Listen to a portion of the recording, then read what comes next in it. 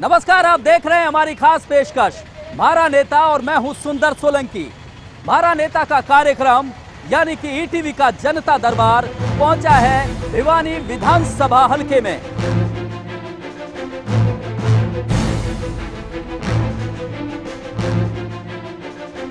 जी हां, भिवानी हलके की बात करें तो छोटी काशी के नाम से पूरे प्रदेश में, पूरे देश में ये मशहूर है। सबसे ज्यादा मंदिर यहां होते हैं।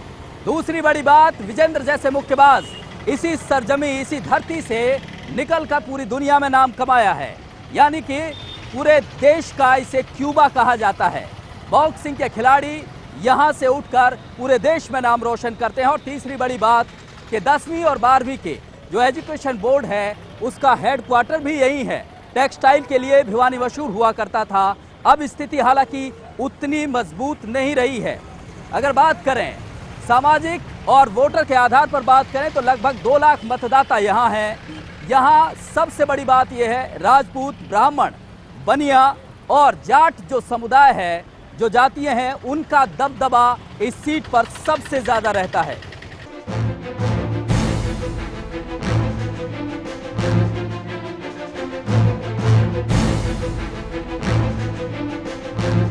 हम सबको भी विजेंद्र की तरह बनना है और भिवानी का नाम रोशन करना है।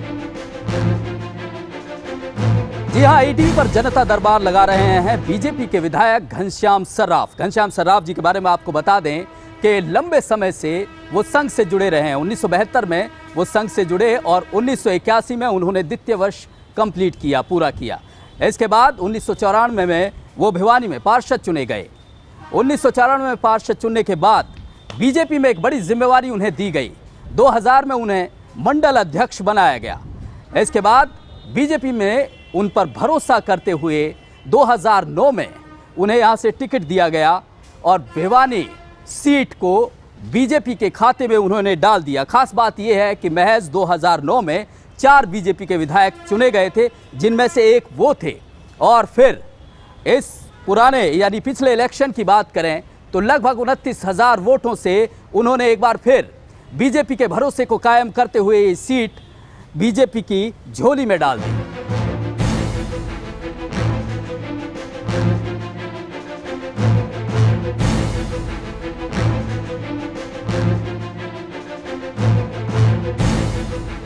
जी हां, बीजेपी के विधायक घनश्याम सर्राफ जनता दरबार लगा रहे हैं ईटीवी पे। सर, स्वागत है आपका। पहला सवाल यही है कि दोबारा भिवानी की जो जनता है उसने आप पर भरोसा जताया, लेकिन बड़ा सवाल ये है कि चलो पहली बार तो आपने ये कह दिया कि आपकी सरकार नहीं थी, लेकिन पिछले 8 महीने के करीब सरकार को हो गए हैं, भिवानी को मिला क्या है? माननीय मनोहर लाल जी खट्टर, जो कि हमारे राष्ट्रीय स्वयंसेवक संघ के भिवानी में 4 साल प्रचारक रहे हैं, जिनके त्याग और तपस्या हमने आंखों से देखी है, उनके सानिध्य में प्रदेश की सरकार कहीं भी पीछे नहीं है। अभी जैसे ही ओलावृष्टि और बारिश हुई, जिससे पूरे प्रदेश में नुकसान हुआ, सबसे अधिक 117 करोड़ रुपए भिवानी जिले में उन्होंने बांटे हैं, जो ये दर्शाता है कि जो सरकार की मंशा है वो बड़ी स्पष्ट है। जहाँ पे नुकसान हुआ है और जहाँ पर विकास करना है, ये दोनों बातें समानता के साथ उनके दिमाग में चल रही हैं। और भिवानी में माननीय मुख्यमंत्री जी के द्वारा 8-9 घोषणाएं की गई थी दिसंबर माह में, और उन पर हमने कागजी कार्रवाई चंडीगढ़ से शुरू कराई। तो हमारी यूनिवर्सिटी का क्षेत्र भी उन्होंने नक्की कर दिया, हमारा मेडिकल कॉलेज का भी उन्होंने बना दिया है प्रस्ताव। और आज ही मुझे सूचना प्राप्त हुई है, जो बाईपास की अनाउंसमेंट माननीय मुख्यमंत्री जी ने की थी, उसका भी काम पूरा हो गया और उसकी घोषणा भी जल्दी ही होने वाली है कि किस प्रकार से वो बनेंगे। और इस प्रकार से हमारी कुछ घोषणाएं और बाकी रह गई हैं, उनको भी जल्दी ही पूरा करवा लिया जाएगा। माननीय मुख्यमंत्री जी जो घोषणा करते हैं उन पर वे पूरा अमल में लाते हैं, ये बात आपने भी देखी होगी। नहीं विधायक जी, दरअसल क्या है, जो हम देख रहे हैं और जो प्रदेश की जनता देख रही है, वो तो केवल ये देख रही है कि घोषणाएं होती जा रही हैं पिछले 8 महीने से, जमीन पे कुछ नहीं दिख रहा। हमारे सड़कों के एस्टीमेट बन गए हैं, नगर परिषद के जो पैसे अनाउंसमेंट हुए थे उसके एस्टिमेट तैयार हो गए और चंडीगढ़ फाइनल स्टेज पे है। तो जल्द से जल्द ये सड़कों के पैसे भी आ जाएंगे। और एक लड़कियों के स्कूल की घोषणा माननीय मुख्यमंत्री जी ने की थी, वो भी जल्दी ही 2 महीने में हम उसके स्थान नक्की करके और सरकार के पास प्रस्ताव भिजवा रहे हैं। जी, एक बड़ी बात और, भिवानी में जो पीने के पानी की समस्या है वो भी स्थिति बदतर है, और दूसरे सिंचाई की जो बात करें उसे लेकर भी किसान बेहद परेशान रहते हैं। इन्हें लेकर कोई रणनीति है? ऐसा है, हमारे बीच में एसडीओ साहब भी बैठे हैं और हमारा पानी की कोई कमी नहीं है। जो ग्रामीण क्षेत्र में पिछले 1 महीने के दौरान पानी की कमी आई थी, हमने स्पेशल पानी मांग के वे सारे टैंक और सारे जोड़ हमने भरवा दिए। न मवेशियों के लिए अब पानी की कोई कमी है, न लोगों को पीने के पानी की समस्या है। इस समय हमारे सारे टैंक लबालब भरे हुए हैं और भिवानी में सप्लाई हमारी बराबर हो रही है, कहीं पर कोई समस्या नहीं है। यदि कोई समस्या है तो किसी भी आदमी से आप पूछ सकते हैं। जी, समस्या जो है वो आप निपटा देंगे। लेकिन बड़ा सवाल एक और है, जिस तरह से पूरे देश भर में एक क्यूबा के तौर पर ये मशहूर है, बॉक्सिंग के बड़े बड़े खिलाड़ी यहाँ से निकले, पूरे देश का मान सम्मान बढ़ाया, और कोई प्लानिंग है कि खिलाड़ी यहाँ से ज़्यादा अच्छे, उनको अच्छे स्तर की सुविधा दी जाए, यहाँ से और बड़े खिलाड़ी निकलें, इसे लेकर कोई? हमारी एक पिछली सरकार ने एक घोषणा यहाँ यूनिवर्सिटी की तो कर दी, लेकिन न तो वे जगह कोई अलॉटमेंट करवा पाए।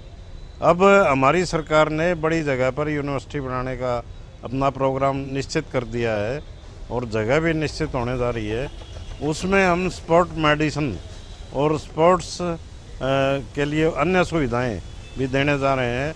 पब्लिक हेल्थ का भी कोर्स होगा उसमें, और भी एलएलबी का कोर्स और अनेक ऐसे कोर्स जो हरियाणा में किसी यूनिवर्सिटी में नहीं है, वे कोर्स हम यहाँ चालू करवाएंगे, जिसके माध्यम से पूरे ज़िले की जनता को और आसपास के क्षेत्र को लाभ प्राप्त होगा।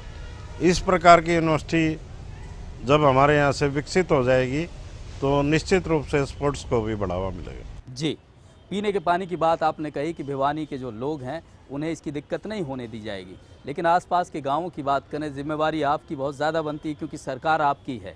आसपास के गांवों में ये समस्या है, सिंचाई का जो पानी है यहाँ जिस मात्रा में होना चाहिए उसको लेकर कुछ प्लानिंग है? हमारे जो सिंचाई की आप बात कर रहे हैं, हमने पिछले 6 महीने से हर महीने टेल पे पानी पहुँचाया है और सिंचाई की अभी कोई किल्लत हमें नज़र नहीं आ रही है। और कहीं मान लो किसी जगह पे रह भी गई है तो उसका हम आने वाले महीनों में उन्हीं गाँवों को फायदा होता है जहाँ से नहर गुजरती है। इसके अलावा दूर दराज हमारे 31 गाँव हैं जी, हमारे हल्के में 31 गांव हैं और 31 गांव की टेल पर हमने पानी पहुंचा दिया है और न पीने के पानी की कोई कमी है, न ही खेती के पानी की कोई कमी है। लोहारू की बात करें, क्योंकि सरकार आपकी, जिम्मेवारी आपकी भी बनती है, भिवानी से आप। लोहारू में भी कई माइनर हमने ऐसे देखे हैं जहां पर कई वर्षों के बाद पानी पहुंचा है और पुराने रजवाए होने के कारण, माइनर पुराने होने के कारण कई जगह वे रजवाए टूट गए और उनमें हम पानी भेजने का काम कर रहे हैं। हमारी सरकार ने पानी के बंटवारे को भी बराबर सुनिश्चित करने के लिए योजना बना ली है। जिन इलाकों में ज़्यादा पानी जाता था उनका पानी काट कर जहाँ पानी नहीं पहुँच रहा वहाँ पानी पहुँचाने का काम हमारी सरकार कर रही है। जी, योजनाएं, घोषणाएं, ये सारी चीज़ें चल रही हैं, लेकिन चाहे आप गर्ल्स स्कूल की बात कर रहे हैं या दूसरे बाईपास की आप बात कर रहे हैं, ये जो बाईपास का मैं नगर वासियों को और हमारे ग्रामीण जनता को ये आश्वस्त करना चाहता हूँ। आज ही मेरे पास फ़ोन आया कि बाईपास का रोड मैप तैयार हो गया है, 1-2 दिन में उसकी हम बजट एलोकेट करके भेजने वाले हैं। जी, लगातार आप बात कर रहे हैं कि भिवानी के विकास में आप कोई कमी नहीं छोड़ेंगे, लेकिन एक स्थिति है, जिस तरह से टेक्सटाइल मिल के लिए मशहूर माना जाता था भिवानी, अब स्थिति वो नहीं रही है। रोजगार की दृष्टि से ऐसी और क्या चीज़ें आप प्लान कर रहे हैं, क्या चीज़ ऐसी ला सकते हैं कि भिवानी के युवाओं को रोजगार मिल सके, यहाँ के लोगों को, यहाँ के युवाओं को उनका हक मिल सके? ये यूनिवर्सिटी और मेडिकल कॉलेज जो बन रहे हैं इसमें हज़ारों युवकों को रोज़गार मिलेगा और 4800 नौकरियों के लिए हमारे मेडिकल सिस्टम ने नौकरियां आवंटित कर दी हैं और 4800 नौकरियां हम जल्दी ही प्रदेश में लगाने वाले हैं। जी, विधायक जी लगातार इस जनता दरबार में ये भरोसा दे रहे हैं कि 47-48 यानी कि लगभग 50 बरस हो गए बीजेपी को बड़ी जिम्मेवारी के बाद, बड़ी उम्मीदों के साथ बीजेपी पहली बार अपने दम पर सत्ता में आई, बड़ी उम्मीदों के साथ प्रदेश की जनता ने वोट दिया और विधायक जी लगातार ये भरोसा दे रहे हैं इस मंच पे कि कोई भी उम्मीद, चाहे वो हल्के की हो चाहे प्रदेश की हो, वो लगातार पूरी की जाएगी। एक छोटे से ब्रेक के लिए यहाँ रुक रहे हैं। ब्रेक के बाद भिवानी की जनता खुद अपने नुमाइंदे यानी विधायक जी से रूबरू होगी, अपनी समस्याएं रखेगी। देखते हैं क्या कुछ हल देते हैं विधायक जी एक छोटे से ब्रेक के बाद। पानी की व्यवस्था बिल्कुल बेकार है, प्रेशर भी जाता है, मोटर जाने के बाद सुनने के बाद और भी दिक्कत हो जाती है। देखो एसडीओ साहब, ये पानी गंदा नहीं जाना चाहिए, पानी पूरा जाना चाहिए और कम नहीं होना चाहिए, ये आप ध्यान कर लो।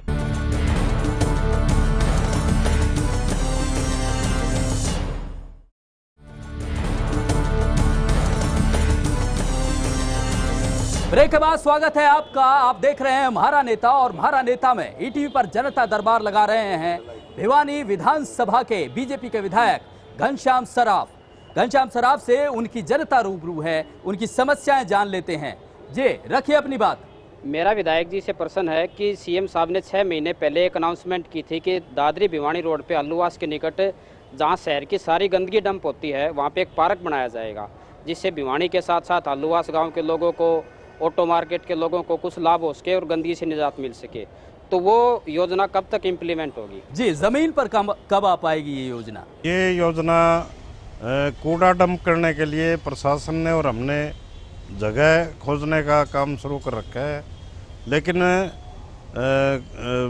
जब भी ये डंपिंग का जो स्थान है वो शहर से 20 किलोमीटर दूर खोजा गया है, लेकिन हम कचरा प्रबंधन के लिए कुछ मशीनें लगाकर इस कचरे का प्रबंध करना चाहते हैं, जिसके माध्यम से वो जगह खाली हो जाएगी और वहाँ पर जो सीएम अनाउंसमेंट का पार्क है वो जल्द ही 2-4-6 महीने रही है विधायक जी कि जल्द कब?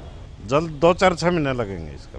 4-6 महीने में आप लोगों की जो समस्या है उसका हल हो जाएगा, ये विधायक जी भरोसा दे रहे हैं ईटीवी के जनता दरबार पर। अगली समस्या ले लेते हैं। जी रखिए अपनी बात। जी, मैं विधायक जी से सवाल करना चाहता हूं। पढ़े लिखे युवा होने के नाते मैं विधायक जी से ये पूछना चाहता हूं कि क्या पिछली सरकारों की बात थी, ये सरकार युवाओं के लिए रोजगार के लिए कोई अवसर प्रदान करेगी, और रोजगार अगर प्रदान करेगी तो क्या वो एजुकेशनल या टैलेंट बेस होगा या नहीं होगा? जी, ये बड़ा युवाओं का सवाल है। जिस तरह से पिछली सरकारों में रहा है कि जो भाई भतीजावाद है या अपना क्षेत्रवाद है वो चलता रहा, जो टैलेंटेड लोग हैं, जो बच्चे हैं, जो युवा हैं, उनको रोजगार नहीं मिला। इस तरह की स्थिति आपकी सरकार में तो देखने को नहीं मिलेगी। हमारी सरकार ने तो पहले दिन से घोषणा कर रखी है कि जो बच्चे अपने क्षेत्र में हुनर हासिल रखते हैं उनको परीक्षा देनी है और लिखित परीक्षा के माध्यम से बच्चों की जो उनका टैलेंट है वो सामने आएगा, और उसके बाद केवल सरकार ने अपने पास 12 नंबर इंटरव्यू के रखे हैं, जो स्टूडेंट के जितने % मार्क आएंगे उसके आधार पर दिए जाएंगे। न कोई भाई भतीजावाद होगा।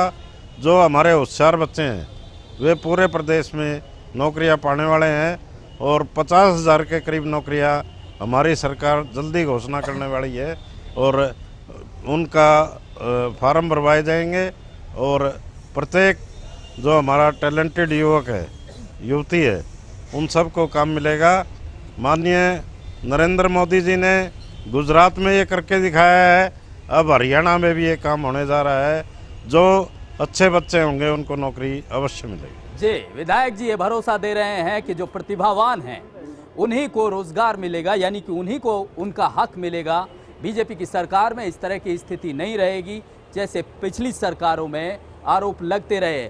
अगली समस्या ले लेते हैं। जी रखिए अपनी बात। मैं विधायक जी से प्रार्थना करना चाहता हूं। एक तो हमारी रिवाड़ी से और हिसार तक की डबल लाइन का पिछली सरकार ने प्रशोषित दिया था, अभी तक वो चालू नहीं हुआ है। एक हमारी सरकार ने अभी घोषणा की थी भिवानी से रोहतक के लिए डबल लाइन के लिए, और एक लुहारू और भिवानी के लाइन के लिए सर्वे था, वो उसके ऊपर क्या कार्रवाई की गई? जी विधायक जी, जो रिवाड़ी हिसार की लाइन है वो उस पर निर्माण कार्य शुरू हो गया है और डबलीकरण और विद्युतीकरण का काम उस पर चल रहा है। भिवानी रोहतक की रेल लाइन पर डबलीकरण और विद्युतीकरण का काम चरणबद्ध तरीके से कुछ माह के बाद शुरू हो जाएगा। लोहारू लाइन पर सर्वे अभी नहीं हो पाया है क्योंकि इस बार की योजना में ये लाइन नहीं रखी गई, ये अगले साल की योजना में लाइन रखी गई है। अगले साल इसका सर्वे होगा और सर्वे के बाद इस पर काम शुरू होगा। जी, विधायक जी ये भरोसा दे रहे हैं कि रेलवे लाइन का जो मसला है उन पर सरकार गंभीर है, जल्दी जहां काम शुरू हो चुका है वो उसकी डिटेल दे रहे हैं। इसके अलावा सबसे बड़ी बात ये, जिस लाइन की बात जो नागरिक हैं यहाँ के उन्होंने कही है उसे लेकर भी वो भरोसा दे रहे हैं। जी रखिए अपनी बात। मैं विधायक जी से ये बताना चाहता हूँ कि भिवानी में रेलवे स्टेशन सबसे महत्वपूर्ण एक स्थान है जी, जहाँ पर 24 घंटे इतने ज़्यादा ट्रैफिक रहता है, ऑटो वगैरह की भरमार रहती है और रोडवेज की बस सिटी बस के नाम से वहाँ पर खड़ी रहती है, जो 15 से 20 मिनट तक ट्रैफिक जाम करने में अपना महत्वपूर्ण योगदान निभाती है। उस ट्रैफिक व्यवस्था को हमारे विधायक जी कब तक ठीक करवा सकते हैं? जी ये जाम की समस्या है और रेलवे स्टेशन पर खासकर लोगों को ये समस्या मेरे संज्ञान में पहले नहीं आई थी, आज ये मेरे संज्ञान में बात आ गई है, तो हम इस समस्या का निपटान अगले वीक में कर देंगे और बस भी थोड़ी स्टेशन से दूर खड़ी होगी और निश्चित समय पर वह बसें चलेंगी। विधायक जी ये भरोसा दे रहे हैं जो जाम की समस्या रेलवे स्टेशन पर होती है 1 हफ्ते के भीतर वो सही हो जाएगी, इसे लेकर बाकायदा वो योजना बनाएंगे। जी रखिए अपनी बात। मैं विधायक जी से ये प्रार्थना करना चाहूँगा कि जो भ्रष्टाचारी अधिकारी हैं ये इनके ऊपर लगाम कब कसी जाएगी। जैसे कि कांग्रेस सरकार में इतना बुरी तरह लोगों ने उनका सुपड़ा साफ किया है और बीजेपी के प्रति अपना विश्वास और प्रेम जताया है, और जो भ्रष्टाचारी अधिकारी हैं या अफसर हैं वो अब भी अपनी अटल रवैये पे अड़े हुए हैं, इनमें सुधार कब आएगा? मैं ये विधायक जी से प्रार्थना कर दूँगा। देखिए आप जो भ्रष्टाचार को खत्म करने के नारे को लेकर आपने देश में भी दिया, प्रदेश में भी दिया, इस तरह से लोगों में अभी भी ये धारणा है कि भ्रष्टाचार ऐसे ही व्याप्त है जैसे पिछली सरकार में था।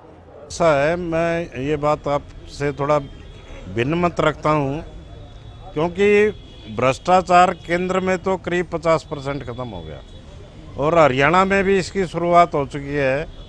जो हमारी रजिस्ट्रेशन ऑफिस होता था उसमें सबसे अधिक कहते हैं कि भ्रष्टाचार होता था और उस पर अंकुश लगाने के लिए ऑनलाइन रजिस्ट्रेशन का काम हमारी सरकार ने शुरू किया। पटवारी लोगों की शिकायत है कि अफसरों का रवैया बदला नहीं है। पटवारी जब इंतकाल चढ़ाते थे तो कई महीने लोगों को चक्कर कटवाते थे। हमने अगले दिन की व्यवस्था कर दी है कि रजिस्ट्रेशन जहाँ होगा वहीं से इंतकाल के लिए वो रजिस्ट्री चली जाएगी और अगले दिन 250 रुपये की फीस भरकर अपना इंतकाल वो प्राप्त कर सकते हैं।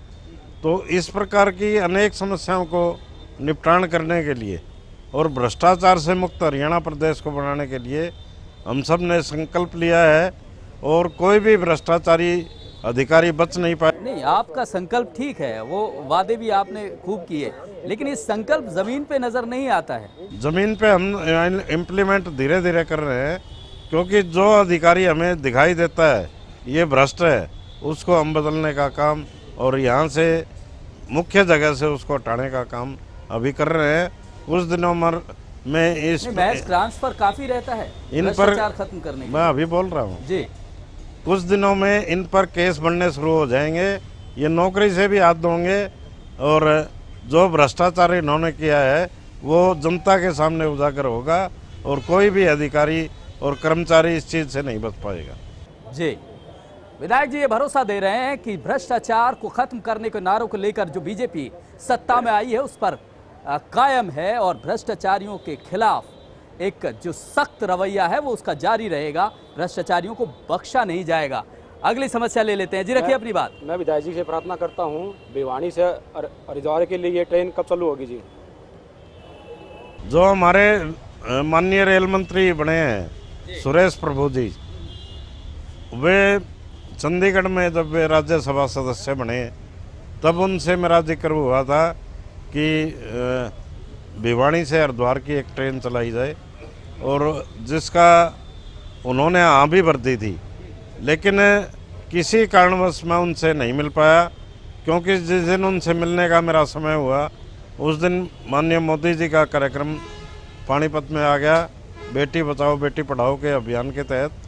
तो मेरे को वहाँ पानीपत जाना पड़ा, और जब भी मेरी मुलाकात उनसे होगी निश्चित रूप से भिवानी से हरिद्वार की ट्रेन हम चलवाएंगे। विधायक जी ये भरोसा दे रहे हैं कि भिवानी से हरिद्वार की ट्रेन वो जल्द शुरू करवाएंगे, बाकायदा इसके लिए रेल मंत्री से मुलाकात करेंगे। अगली समस्या ले लेते हैं जी, रखिए अपनी बात। सर हमारे गांव में 3 बड़ी समस्याएं हैं। एक तो हमारे गांव का जो संगा माइनर रजबा है वो लगभग 12 साल से बंद पड़ा हुआ है। उसमें पंप हाउस लगा हुआ था पहले, वो बंद पड़ा है, उसके कारण आगे पानी नहीं जाता। ये कब तक पंप हाउस तैयार हो जाएगा? कौन से गाँव की बात कर रहे हैं? नौरंगाबाद की। नौरंगाबाद गाँव में पंप की ये समस्या है। इनकी समस्या जो ये बता रहे हैं ये सांगा माइनर की समस्या है, और सांगा माइनर की रीसफलिंग करने के लिए उसका बजट बना के हमने चंडीगढ़ में भेज दिया है कि इतना बजट के इसमें रिपेयर के लिए और इसके पंप हाउस को चालू करने के लिए चाहिए। तो वो माननीय मंत्री जी ने हमारा मंजूर कर दिया है और जल्द ही उस पर कार्रवाई होने वाली है। एक समस्या और है जी गाँव की। सर हमारे गाँव में विधायक जी ने टोल लगवाया था पीने के पानी के लिए, तो उसका पानी लाइट न होने के कारण पानी नहीं पहुंचता गांव में। लाइट ही नहीं? हाँ जी, लाइट दिन में बिल्कुल 2 घंटे रहती है, उसमें पूर्ति नहीं होती गांव में। तो गांव वाले 400 रुपये देकर टैंकर मंगवाते हैं पानी का। ऐसा है, हमारी सरकार ने 10 घंटे रात को और 2 घंटे दिन में बिजली देने की ग्रामीण क्षेत्र की बात की है। और यदि बिजली चोरी रोकने के लिए हमारे मुख्यमंत्री जी सख्त है। जिस गांव से यदि 80% तक बिल हमें प्राप्त होते हैं तो उस गांव में हम 24 घंटे तक बिजली देने की बात कर रहे हैं। तो जो हमारे मुख्यमंत्री जी हैं वे बड़े ईमानदार, त्यागी और तपस्वी व्यक्ति हैं। सवाल ये है कि इनकी समस्या का क्या हो, कैसे जी बारे में ही बता रहा हूँ। जिस गांव का बिल पूरा होगा तो उसमें 20 से 24 घंटे तक लाइट हम देने का बात पहले भी करते रहे हैं और आज भी करें। जी, दरअसल विधायक जी का कहना है कि जिस गांव में बिजली के बिल नहीं भरे जाते उनको इस समस्या का सामना करना पड़ रहा है। ऐसी स्थिति नहीं है, सरकार बिजली देने के लिए तत्पर है। रखिए अपनी बात। विधायक जी से मेरा एक अनुरोध है जी, भिवानी रेलवे स्टेशन से लेके मालगोदाम रोड कृष्णा कॉलोनी पानी की व्यवस्था बिल्कुल बेकार है। प्रेशर भी जाता है और मोटर जाने के बाद और भी दिक्कत हो सकती है। एसडीओ साहब बताओ। इनकी पानी आने की समस्या 1-2 बार संज्ञान में आई है। उसी टाइम जो है पानी की सप्लाई जो है चेक करवाई गई है और नॉर्म्स के हिसाब से पाई गई है। देखो एसडीओ साहब, ये पानी गंदा नहीं जाना चाहिए, पानी पूरा जाना चाहिए और कम नहीं होना चाहिए। ये आप ध्यान कर लो। उसी टाइम जो है कहीं पर किसी प्रकार की कोई कोताही नहीं बर्दाश्त ना, कोताही कोई है नहीं। हाँ, इसमें जल्द से जल्द कार्रवाई करो और पानी पूरा पहुंचाओ। आदरणीय घनश्याम जी, कहने को तो बंसीलाल यूनिवर्सिटी ग्राउंड पे आ गई है भिवानी में, ना तो प्रॉपर स्टाफ वहाँ है और ना जितने कोर्सेज हमारे बेस पे आए हैं वो हमें वहाँ उपलब्ध हैं। क्या वो इसी सेशन से आप शुरू कर पाएंगे? जी विधायक जी, हमने इन जो नए कोर्सेज हैं इनके अप्रूवल के लिए जो हायर एजुकेशन है उनके अधिकारियों के पास वे भेज दिए हैं और जल्द ही हम मंजूरी लेके आएंगे। और 21 कोर्स जिसमें पूरे हरियाणा प्रांत में जो कोर्स नहीं है वे कोर्स आपको भिवानी में लाके मैं दूंगा। विधायक जी ने भरोसा दिया है, चाहे पानी की समस्या हो, यातायात की समस्या हो, जाम की समस्या हो, वो इसके लिए जिम्मेवार हैं कि भिवानी हलके में इस तरह की कोई समस्या नहीं रहे। उन्होंने कोशिश की अपने अधिकारियों के साथ मिलकर कि यहाँ जो समस्याएं उठी हैं इस जनता दरबार में उनका हल तत्काल हो, ये भरोसा भी दिया गया है। आपने ईटीवी पर जनता दरबार लगाया, घनश्याम सराफ जी आपका बहुत बहुत शुक्रिया। एक बार फिर ईटीवी का जनता दरबार लगेगा, तब तक के लिए नमस्कार।